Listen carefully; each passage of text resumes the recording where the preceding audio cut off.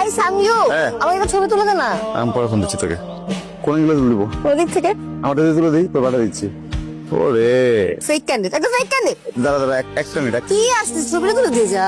একটা মিনিট দাঁড়া না। আরে ভাই কতবার বলছি তোরে পিন্টু সে যেমন থাকবো ফোনটা না দেওয়ার জন্য। এই তুই কথা বলতে গেলে আমার সামনে কথা বলতে পারিস না? হ্যাঁ, তোর লুকাই কথা বলতে হবে কেন? ব্যবসায়িক ফোন তো। কিসের বিজনেস? আরে বস না একটা মিনিট, আমি একটু এসে থাক তুই তোর বিজনেস। বিঙ্গি, পরে ফোন দিচ্ছি। তুই খেলবি না। হ্যালো, আসসালামু আলাইকুম। বাসায় বড় কেউ নেই? বড় মানে কি সবার বড়? বড় কেউ থাকলে তাকে ফোনটা দাও। আচ্ছা। বাবা বাবা বাবা, জি মামুনি। বড় খুঁজতেছে। আমি তো আর বড় না, তুমি আসো। কে বড় খুঁজে মা? হ্যালো, আসসালামু আলাইকুম। জি বড় বলছিলাম।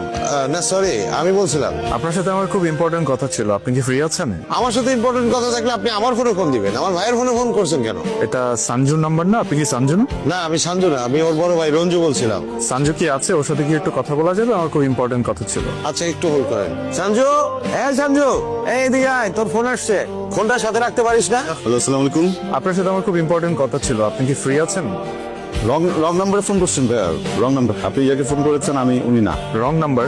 আমি তো রাইট নাম্বারে ফোন করেছি। আপনি সঞ্জু বলছেন, রাইট? জি বলুন। সঞ্জু, আমি একজনকে ভালোবাসি।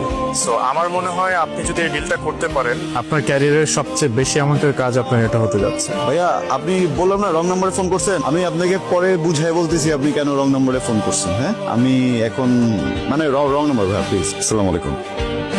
সাঞ্জু, এই হাতের মধ্যে বড় হইলি, এইখানে পায়খানা করলি, এইখানে প্রস্রাব করলি, তুই আমার সামনে ভং ধরস, আমার বোঝাস উল্টা পাল্টা। অনেক শেয়ানা হয়ে গেছিস তাই না রে? শোন, যেদিন কট্টা খাবি সেই দিন টের পাবি, আর সেদিন কিন্তু এই ভাই উদ্ধার করবো। পিঙ্কি, হয়েছে নাকি? সে এখন আবার কি করছে আমাকে বলবি তো নাকি? তুই আমার সাথে কথাই বলিস না। কেন?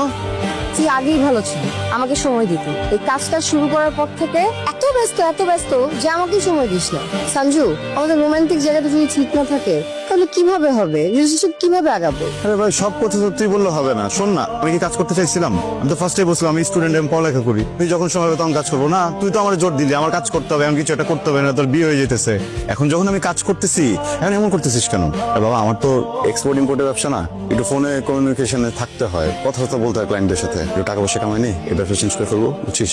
দুজন মিলে ইউটিউবে ফেসবুকে একটা চ্যানেল খুলে হাজবেন্ডকে ব্লক করবো না। দেখ আমার না ভালো লাগতেছে না, আমার মনে হচ্ছে তুই আবার একটা ঝামেলা পাকাবি। শোন, কোনো যদি ঝামেলা হয় তোরে মুক্ত দিয়ে আমি চলে যাবো, বুঝছিস? পাত্তা দে।